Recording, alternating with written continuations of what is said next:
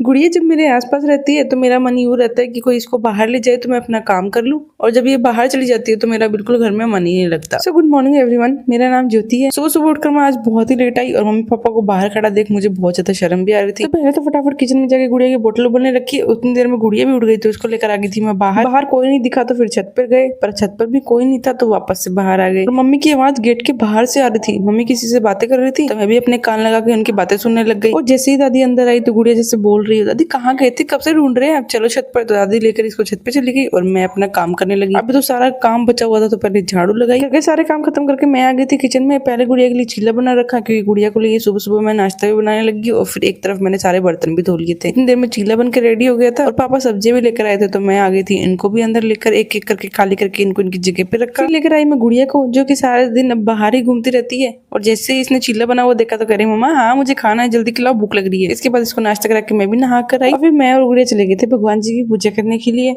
पहले भगवान जी की पूजा करी और इसके बाद ये दादू के साथ चली गई थी बाहर और मैं आ गई थी किचन में क्योंकि ये जितनी देर बाहर है इतनी देर में मुझे खाना बनाने की तैयारी करनी है। फटाफट से सब्जी काट पीट के उसको छोका और फिर मैंने आटा लगा के रख दिया। और इतनी देर में ये मैडम आप ही की बस इतनी देर, वैसे तो ये थोड़ी देर के लिए चली जाती है तो ही मन नहीं लगता। और अब इतनी देर अकेले बाहर रहने के बाद अब ये मुझे छोड़ने वाली है नहीं, तो पहले इसको साइड में स्लैब पे बिठाया और उसके बाद मैंने रोटियां बनानी चालू करी क्योंकि जब सबके खाने का वक्त होता है उस टाइम पे मैं गुड़िया को भी रोटी ही खिलाती हूँ। और अब पेट पूजा करने के बाद गुड़िया को आने लगी थी नींद तो इसको पहले कंधे के लगा के और फिर छोटे बेबी की तरह घुमा घुमा के सुलाया। बस आज के लिए इतना ही, मिलते हैं कल।